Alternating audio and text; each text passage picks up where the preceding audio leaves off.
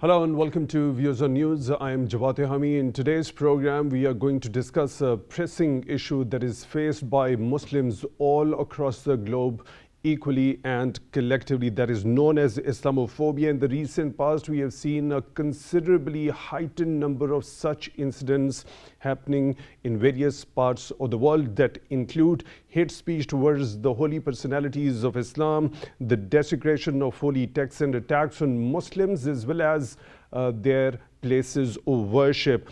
Most of these incidents, surprisingly, have been happening in the recent past in the European countries, but these incidents haven't been only limited to these European countries. They've been at the same time happening in Americas, even in India, as well as in Oceania. Now, such incidents, back-to-back incidents happening without anything being concrete done by the authorities of the concerned states and nations, it has hurt the sentiments of millions of Muslims around the globe. Now, there have been calls at the international fora, especially when we talk about the Organization of Islamic Cooperation. It has been continuously urging the leaders of such states to take concrete steps in order to stop such provocative acts, but there hasn't been anything much done by the leaders or the authorities of these particular countries. Earlier we saw there was an effort that was put in by Pakistan on the behalf of the Organization of Islamic Cooperation, and at the United Nations there was a designation of International Day to combat Islamophobia. In one of the most recent incidents that has happened in America, a former senior US official has been caught on video harassing a halal food vendor in Manhattan. This official, named Stuart Shelzowait, who has served at some of the very important positions in the US administration, can be seen taunting, threatening and ridiculing the vendor, but also he hurled insulting and provocative remarks against the Holy Prophet, peace be upon him, as well. Later on, in an interview with New York Times, he tried to express a kind of so-called regret as to what he did say to that particular halal food vendor. We'll be talking about as to what sort of a mindset is this particular thing when we see the people who've been holding very key and important positions in some of the very significant administrations and the governments around the world. What does that mindset actually depict, and what is more required in order to combat Islamophobia globally?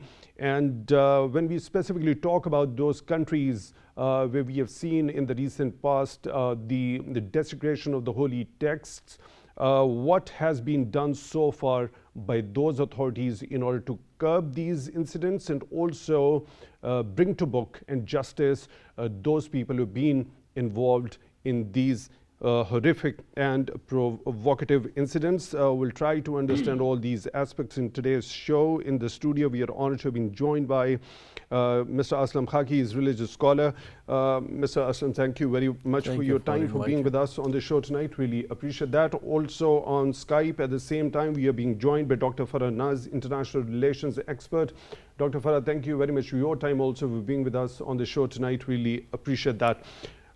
Dr. Khaki, let me begin the discussion with you. Let's start with this particular video that has surfaced of a very senior former US official not only taunting a halal food vendor, but also threatening him and also his family back at home, and going to an extent that he also ridiculed him for not knowing English well, as well as hurling very provocative and insulting remarks about the Holy Prophet Muhammad, peace be upon him. What does this depict? Is it Islamophobia, or is it some sort of superficial, the so-called superiority that he was feeling at that particular moment? Thank you. I think it is the blend of the two. Number one, because the white people there, and particularly whether they are British or European or the American, have the mindset of superiority. Naturally, because they are superior to us in their technology, in their development, and some of them have colonized us even colonized the Muslim world in various ages and stages. And number two is the Islamophobia, that is the unfounded fear of the Muslims. I would say that they should call it Muslim phobia instead of Islamophobia, because in fact they are just threatened, psychologically threatened, not practically, by the Muslims. Even they are making place and space even in the European countries. This is also a truth, that they feel that the Muslims are gaining a good position and strength in the European countries, and they may be a threat to us in future. And this was firstly, you can say, in this century, in the start of this century, that was just done by the Huntington by writing a book, Clash of Civilization, which was initially an article, but after 9/11 incident, this book got the popularity and became famous as the president of that time. He mentioned it, that it is the prediction which was done by the Huntington by writing an article. Then it was just given a book shape, and it just had not only the versus Muslim, but versus Asian. And sometimes they have generalized it that West versus East versus West, West versus rest, particularly. But they focus the Sino-cultural Muslim civilization also. However, because it fueled at the time when the 9/11 was there, so it focused the Muslim more than the Asian in generality. So if we see the background, that in the few past decades, we can see that the influx of migrants just moving from the Asian countries, or particularly from the Muslim countries, to the European countries and to the US.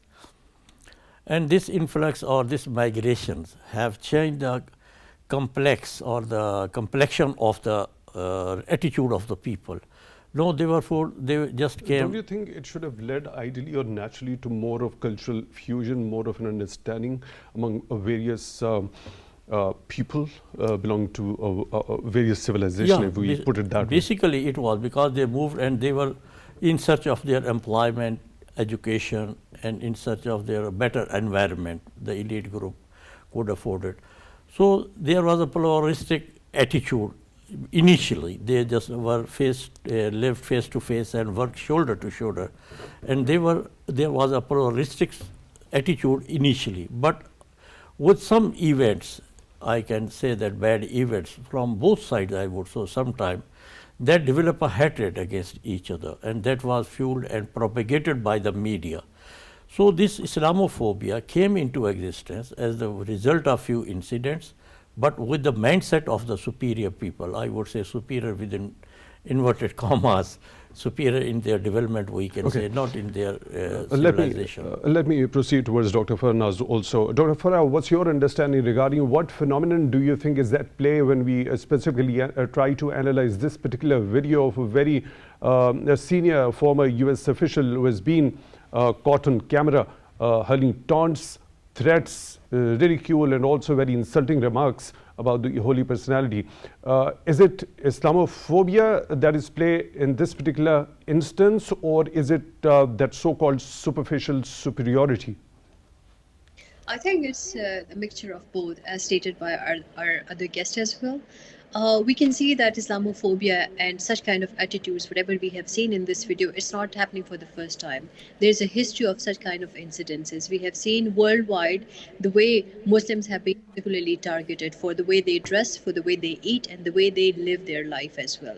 We have seen that in the West, when you go and particularly in the UK and Europe, if you are renting a house, there will be questions about if you're a Muslim, they will be concerned about the use of water intake.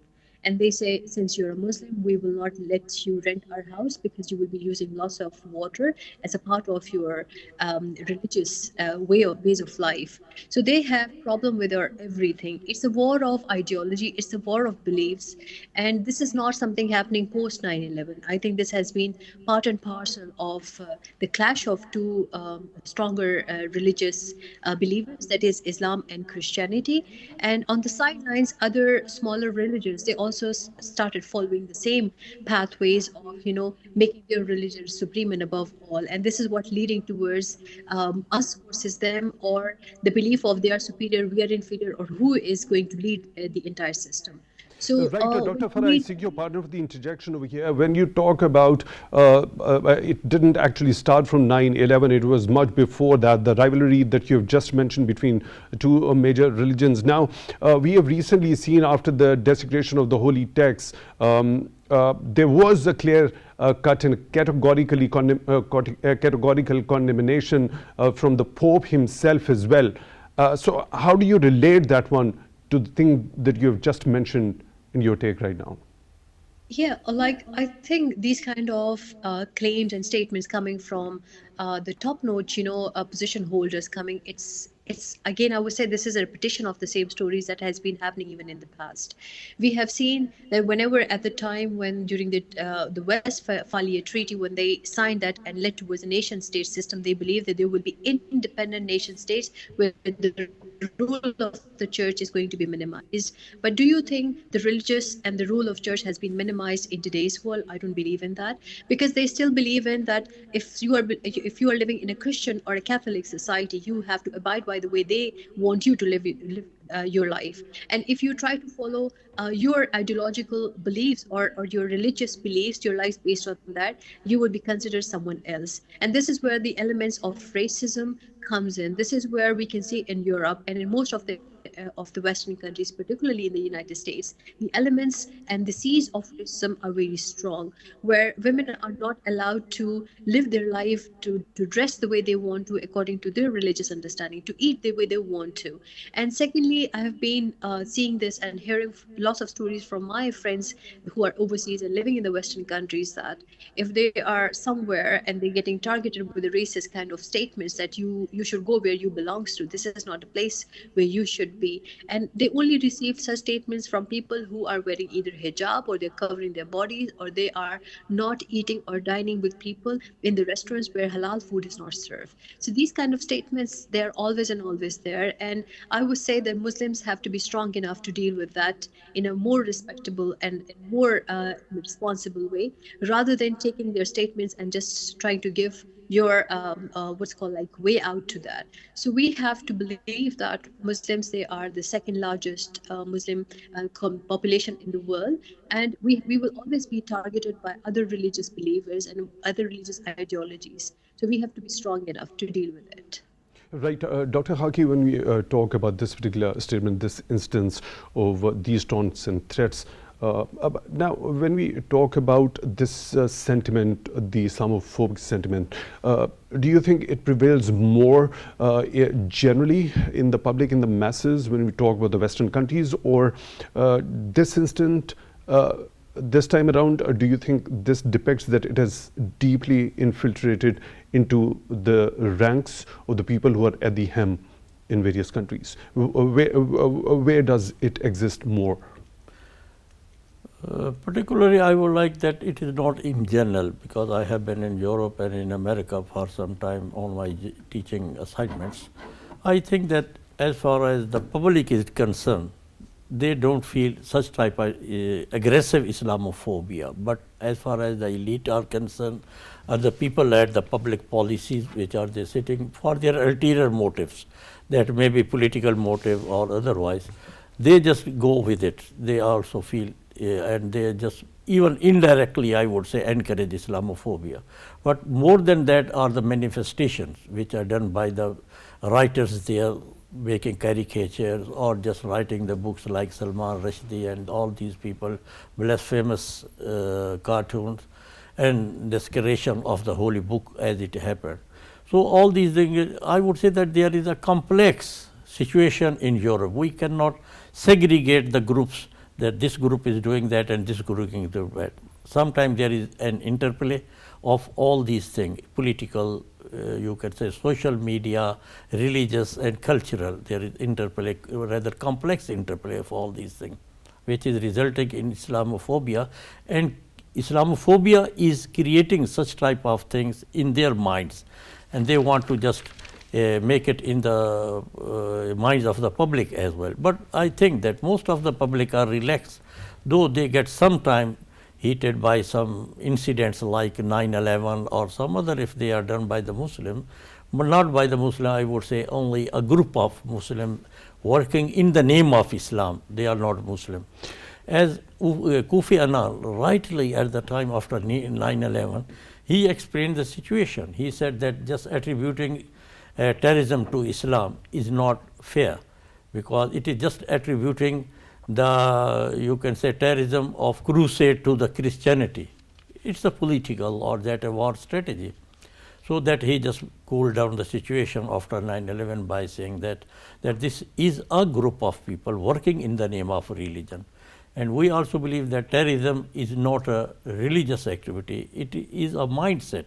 Had they not been even a religious group, they would have done the same in the name of culture or in the name of some other, you can say, under any other flag. So this situation explains the better situation for combating the Islamophobia, we say, if they promote it, and we can see it by interfaith dialogue, as we see. And such situations which are just cropping up are the result in the name of freedom of religion. They are doing it in the freedom of expression, protest. Yes, sorry? Freedom of expression. Yeah, freedom of expression. But let them just feel that freedom of expression does not mean a freedom of expression against any religion or just creating hatred. So, but the positive thing is, which has erupted in the past 2 years, where, as you just mentioned, that Pope of Rome, he also just condemned such type of desecration of holy book, and even the Russian people, even the UN Council of Religion, they also condemned it, the desecration of the holy book. Over and above that, so under that pressure, now the Sweden and the European countries have gone for the legislation, because before that there was no legislation for creating religious hatred. I'll come to this very important point of these countries going towards legislation, trying to outlaw the desecration or the burning of the holy text. Now, talking about a very core value for being a human, that happens to be empathy and compassion. In this instance, when we see and analyze this video, this former US senior official goes on to say, who has surprisingly has served as a deputy director of the United States Department of State's Office of Israel and Palestinian Affairs. He says that, quote unquote, that if we killed 4,000 Palestinian kids, it wasn't enough. I'm short of words as to how to frame a question regarding this. Yeah. Does it actually depict that particular official who served at such a key position lacks empathy and compassion altogether? Yeah, as it is just manifested by his act of being a senior official in the post and dealing with such a responsible post. He should have not done it, because otherwise he should have been just declared as a mad. Though if it has been done by a common man, it would have not been so tragic. But more tragic is that by a senior official holding or having held a senior post responsible, he is just making such acts and uttering such type of words which are very much blasphemous and depicting his hatred against the Muslims or against the Islamic teaching by saying that the halal food, vendor of the halal food. Going to an extent that he doesn't even carry a tint of empathy when he talks about the killing of Palestinian children. Yeah, it's very much cruel and brutal, even just seeing that, even without just conceiving it.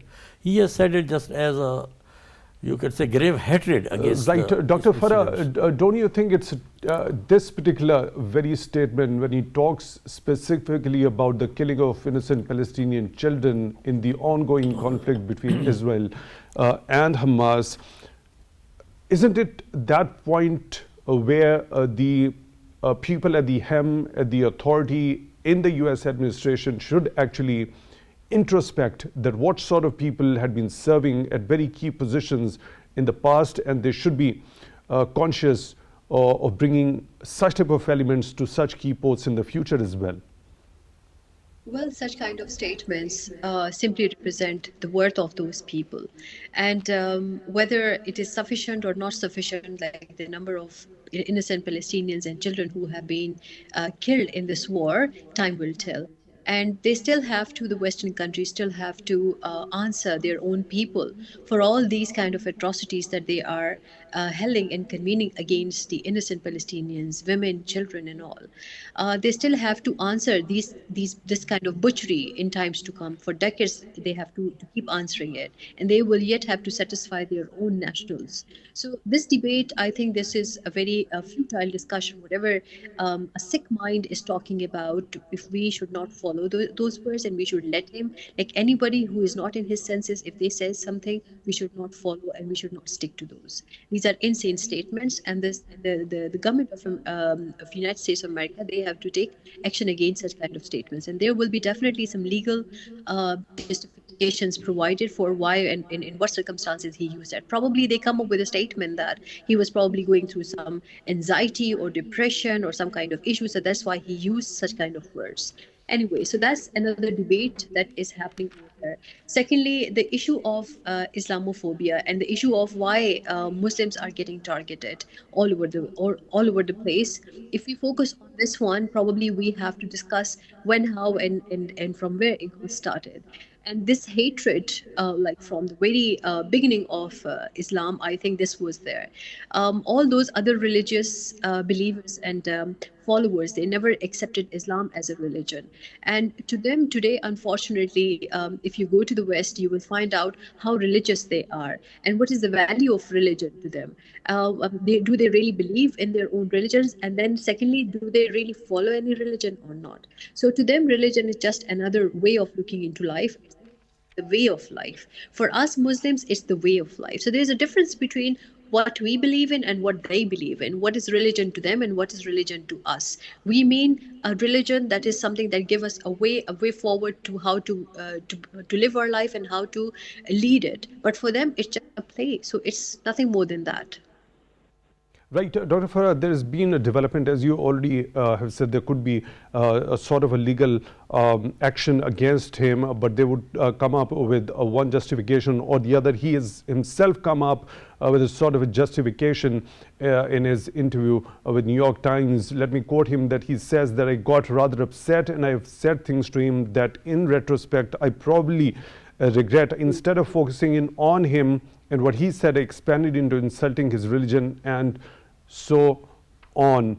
As a result of these statements, which he already made, the member he was of the Gotham Government Relations, a lobbying firm, they have severed their relationship with him and also called his statements as vile and below dignity. What's your response regarding this particular reaction by this particular lobbying firm? I think this is how any respectable organization will take action against any individual who is associated with them if they get involved into nasty kind of statements, particularly about religious beliefs. And unfortunately, in these states, what happens is that if you do anything against any individual human being, I will not say any believer of a specific religion, if you do something against them or even animals, they will hold you accountable for your actions. And these particular people, they are doing something in response to an atrocity or obnoxious act of Israeli against Palestinians. This is not justifiable at all.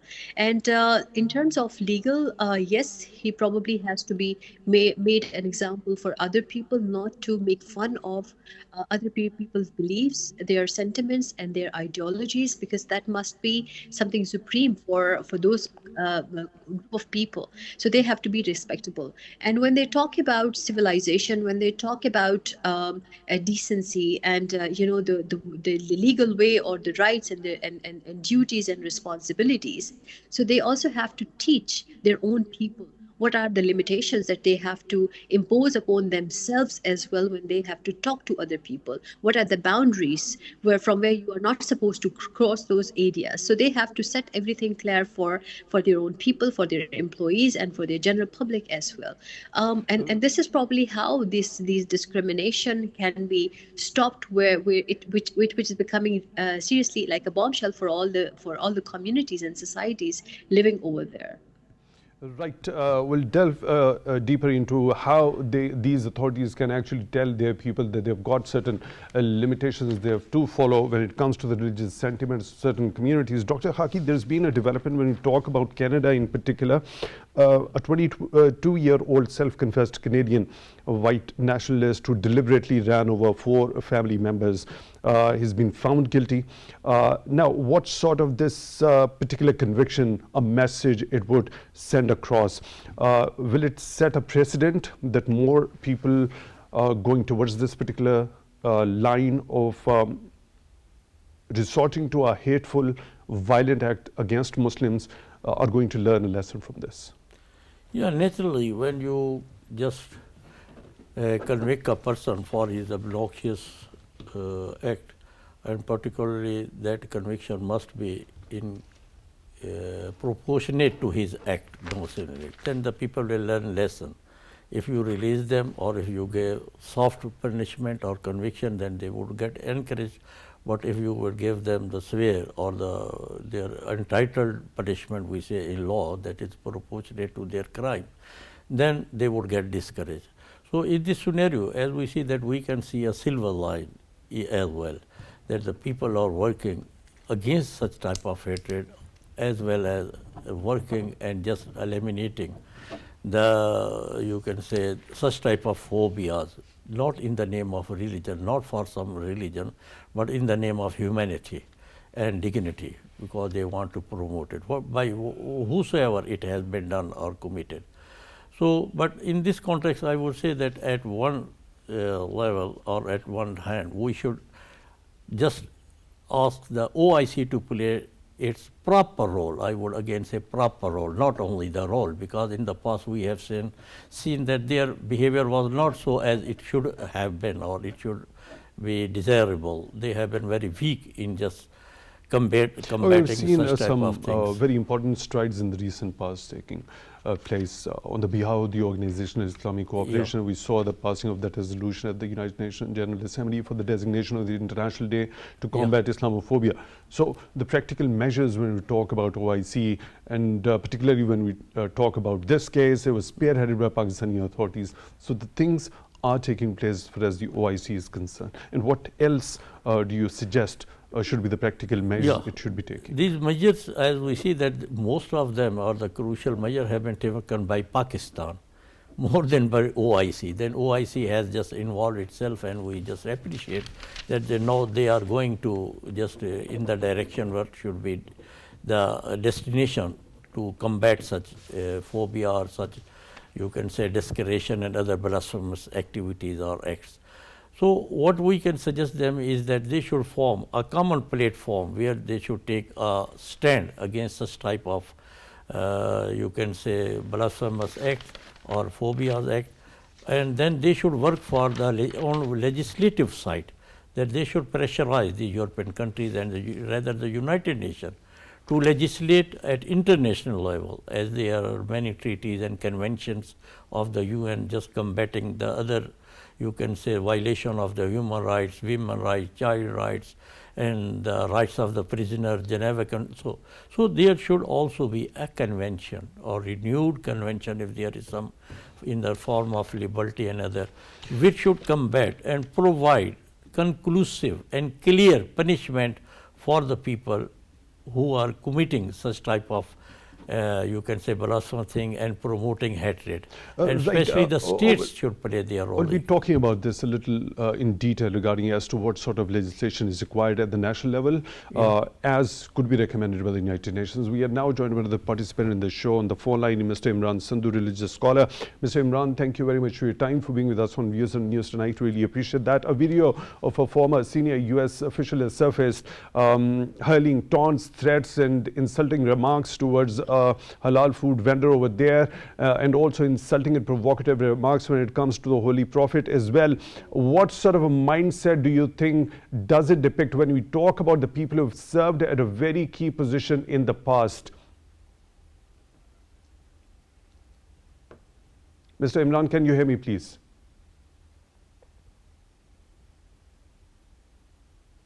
I think we will try to reconnect with Mr. Imran Sindhu. Let's now go to Dr. Farah Naz. Dr. Farah, as you already mentioned, the authorities in these countries, especially the Western countries, should actually tell the public and the masses that there are certain limitations when it comes to the sanctity and the certain religious sentiments of certain communities.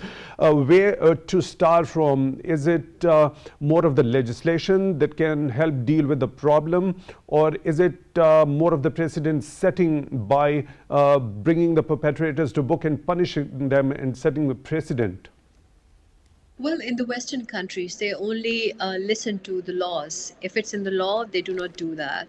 So I think the best way to deal with that is that all the Muslim community, all the Muslim society, they uniting. It's not only Pakistan's job, it's a job of Muslim Ummah. So all Islamic countries, they have to come closer on the issue and check in the International Court of Justice legal persecution for such kind of incidences. If it happens, under which clauses and which articles they can sue those people and those countries. So they have to first go and find those clauses, and according to them, then they can ask for justice. Right. And then Dr. even Farah, what does the international law in general say about the religious hate speech?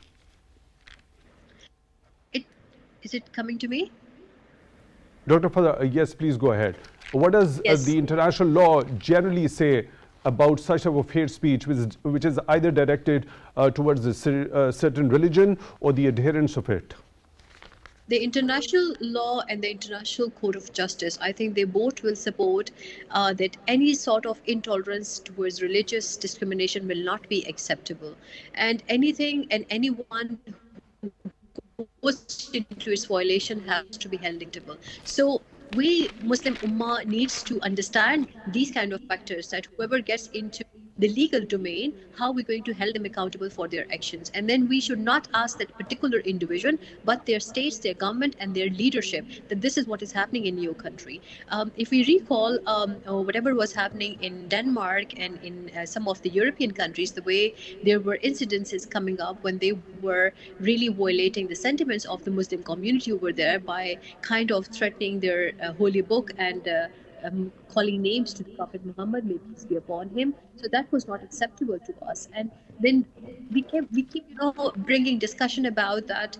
Probably there should be sanction and there should be this and that, but nothing was coming up. But once they introduce some legal measures, this is where the incidents get a bit controlled. I won't be saying that 100% we can stop them, because these incidences will keep happening, because this is war of ideology, this is a war of belief. But Right, under Dr. legal Farah, I think your pardon for the interjection. Please hold your thought over there. I'll come back to you. We're now joined by another participant, Dr. Muhammad Ziaul Haq. He's Director General at Islamic Institute, International Islamic University. Dr. Ziaul Haq, thank you very much for your time, for being with us on Views on News tonight. Really appreciate that. Now, what's your understanding of the recent video that has surfaced over top? One of the senior US officials have been seen on camera hurling insults and also making threats. What's your understanding when you talk about the people who serve in the US administration on such key posts? What does that depict? How do you understand that? Actually, these are all influenced from the Islamophobia, and there is unfortunately inherited hate, fear, and prejudice against Islam in the psyche of some of the Western thinkers. And whenever they have this historical fear and prejudice against Islam, they are reflecting it in their statements, and they're not only reflecting it, sometimes they are doing this as a fashion to gain the support of some of the certain quarters which are encouraging Islamophobia. West has to get rid from this historical problem. West has to move ahead, and West and United States has to understand that historically Western civilization was based on Judeo-Christian faith, but now there's an other faith that is very important and strong, and that is Islam. So they have to accept Islam as a part of their living civilization.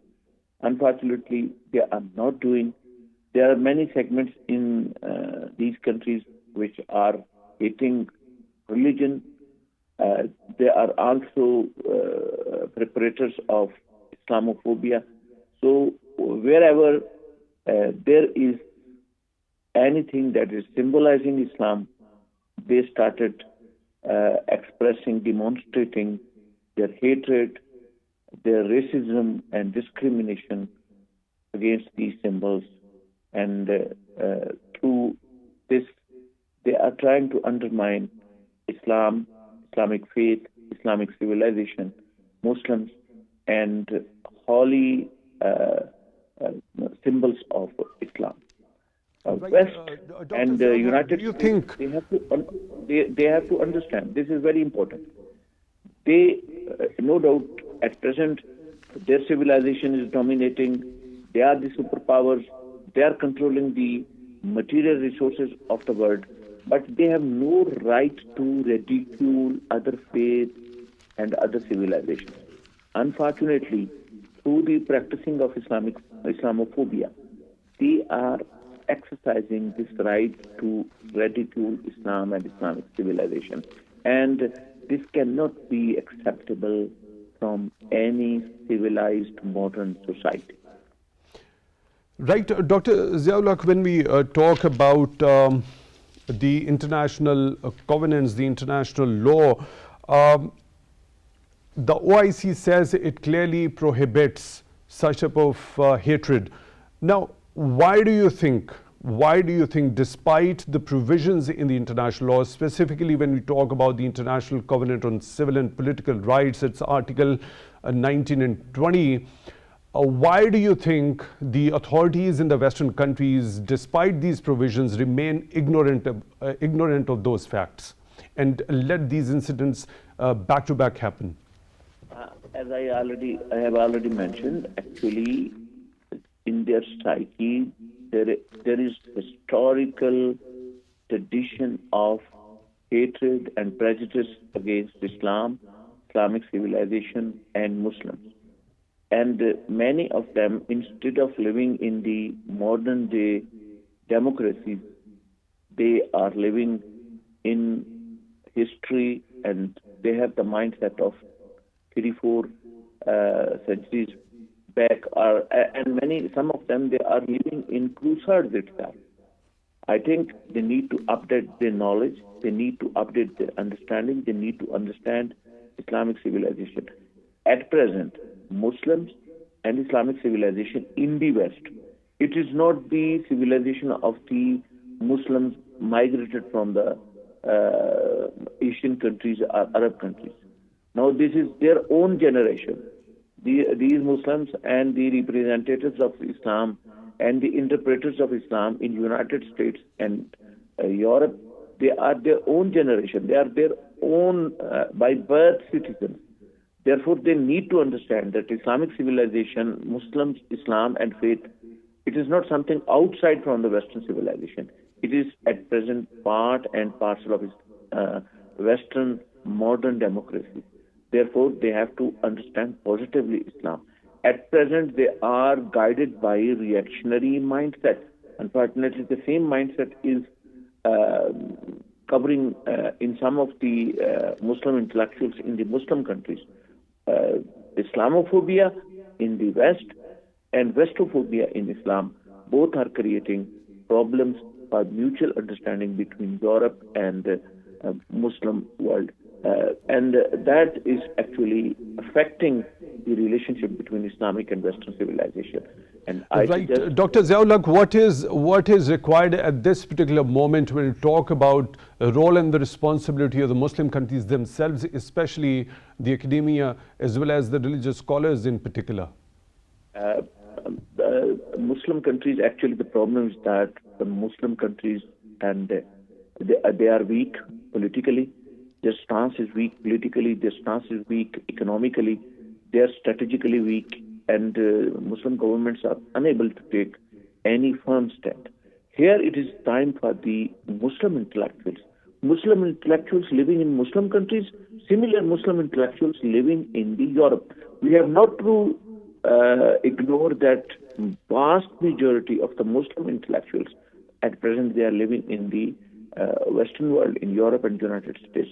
All they have to stand for advancing proper understanding of Islamic civilization in the West.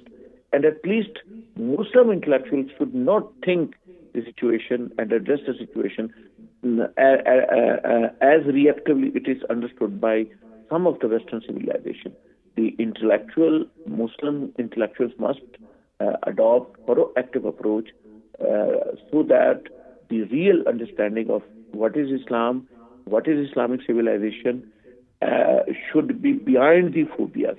Unfortunately, at present, understanding of West in the Muslim countries and understanding of Islam. Dr. Ziaul, I seek your pardon for the interjection over here. Now, we often get to hear that a proactive approach is required when it comes to the role and the responsibility of the Muslim religious scholars. What could be those broader contours, where to start from in order to dismantle that particular phobia that already exists in the West? Where to start from? Could there be a broader strategy that could be implemented? Strategy should be based on this clear international human rights understanding that there is no right to ridicule any religion, any faith, any community, and any civilization. Nor it should be from the Muslim side, neither it should be from the Western side. We have no right, and no one has this right, that he or she should ridicule any particular faith, particular civilization, and faith symbols of any particular community. From this point, a proactive strategy can be started to counter these phobias that are prevailing in the world presently. Dr. Muhammad Ziaul Haq, Director General at Islamic Institute, International Islamic University, thank you very much for taking time out for Views on News tonight. Really appreciate that.